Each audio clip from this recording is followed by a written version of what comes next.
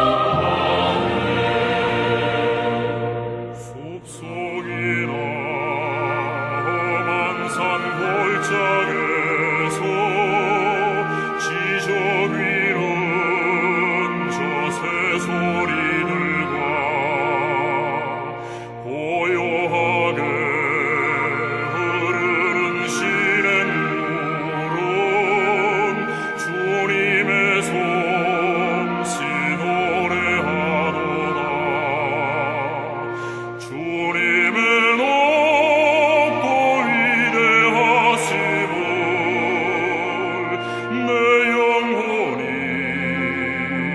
찬양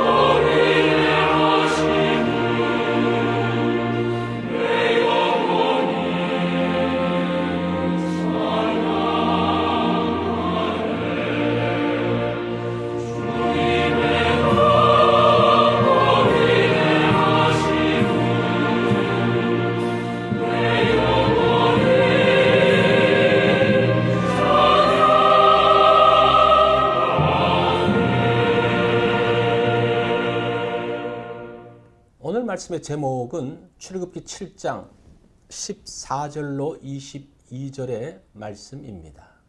우리 말씀 한 절씩 교독합니다. 여호와께서 모세에게 이르시되 바로의 마음이 완강하여 백성 보내기를 거절하는도다. 아침에 너는 바로에게로 가라. 보라, 그가 물 있는 곳으로 나오리니 너는 나일 강 가에 서서 그를 맞으며 그 뱀 되었던 지팡이를 손에 잡고 그에게 이르기를 히브리 사람의 하나님 여호와께서 나를 왕에게 보내어 이르시되 내 백성을 보내라. 그러면 그들이 광야에서 나를 섬길 것이니라 하였으나 이제까지 네가 듣지 아니하도다. 여호와가 이같이 이르노니 네가 이로 말미암아 나를 여호와인 줄 알리라. 볼지어다 내가 내 손의 지팡이로 나일강을 치면 그것이 피로 변하고 나일강의 고기가 죽고 그 물에서 악취가 나리니 애굽 사람들이 그 강물 마시기를 싫어하리라 하라. 여호와께서 또 모세에게 이르시되 아론에게 명령하기를 내 지팡이를 잡고 내 팔을 애굽의 물들과 강들과 운하와 못과 모든 호수 위에 내밀라 하라. 그것들이 피가 되리니 애굽 온 땅과 나무 그릇과 돌 그릇 안에 모두 피가 있으리라. 모세와 아론이 여호와께서 명령하신 대로 행하여 바로와 그의 신하의 목전에서 지팡이를 들어 나일 강을 치니 그 물이 다 피로 변하고 나일강의 고기가 죽고 그 물에서는 악취가 나니 애굽 사람들이 나일강 물을 마시지 못하며 애굽 온 땅에는 피가 있으나 애굽 요술사들도 자기들의 요술로 그와 같이 행함으로 바로의 마음이 완악하여 그들의 말을 듣지 아니하니 여호와의 말씀과 같더라. 아멘. 오늘 말씀의 제목은 나일강 소유권입니다. 나일강의 주인은 누구인가 하죠. 나일강은 풍요의 상징입니다. 마르지 않고 흐르는 강은 애굽을 풍성하게 만들었습니다. 나일강의 풍성으로 인해 애굽 사람들은 하늘의 도움이 없이도 살았습니다. 오로지 강의 풍성함으로 사는 민족이 애굽 사람들이었습니다. 그래서 나일강은 애굽 사람들에게 있어서 숭배의 대상이었습니다. 자, 16절 말씀을 봅니다. 그에게 이르기를 히브리 사람의 하나님 여호와께서 나를 왕에게 보내어 이르시되 내 백성을 보내라. 그러면 그들이 광야에서 나를 섬길 것이니라 하였으나 이제까지 네가 듣지 아니하도다. 자, 하나님께서는 모세를 바로에게 보내서 하나님의 백성을 보내라고 하셨습니다. 바로는 하나님의 말씀을 거부할 뿐 아니라 하나님의 백성을 더욱 학대했습니다. 모세는 하나님의 기적을 보여주었죠. 바로도 애굽의 마술사를 시켜서 그 기적들을 재현해냈습니다. 하나님의 기적을 물타기 하면서 무시해 버렸습니다. 하나님의 역사를 무시하면서 바로는 돌이킬 수 없는 위험의 길로 접어듭니다. 20절로 21절에 보면 이제 바로가 어떻게 돌이킬 수 없는 길로 접어들었는지를 보여줍니다. 모세와 아론이 여호와께서 명령하신 대로 행하여 바로와 그의 신하의 목전에서 지팡이를 들어 나일강을 치니 그 물이 다 피로 변하고 나일강의 고기가 죽고 그 물에서는 악취가 나니. 모세는 하나님의 지팡이를 들어서 나일강을 쳤습니다. 푸르디 푸른 나일강의 물이 피로 변했습니다. 하나님이 치시니 나일강이 죽었습니다. 죽은 물에서 악취가 나면서 물고기가 죽고 더 이상 나일강의 물을 사용할 수 없었습니다. 나일강은 애굽 사람들에게 풍요 그 자체였습니다. 마실 물을 공급해 주었습니다. 많은 물고기를 통해서 애굽의 밥상을 풍요롭게 했습니다. 애굽 사람들은 수로를 만들어 먼 곳까지 물을 공급했습니다. 비옥한 농토에 많은 곡식과 과일을 수확했습니다. 자, 이것이 나일강을 통해서 누렸던 애굽의 축복입니다. 그런데 하나님께서 나일강을 치심에 강이 죽어버렸습니다. 지금까지 수고한 모든 것이 일순간 무용지물이 되었습니다. 나일강은 하나님의 것입니다. 하나님이 주셨고 하나님이 거두어 가십니다. 이것을 통해서 하나님은 나일강의 주인이 누구인지를 보여주십니다. 내가 누리고 있는 풍요로운 것들이 있습니다. 그것이 내 것이 아니라 하나님께로부터 온 것입니다. 내가 건강하기 때문에 나가서 열심히 일할 수 있었습니다.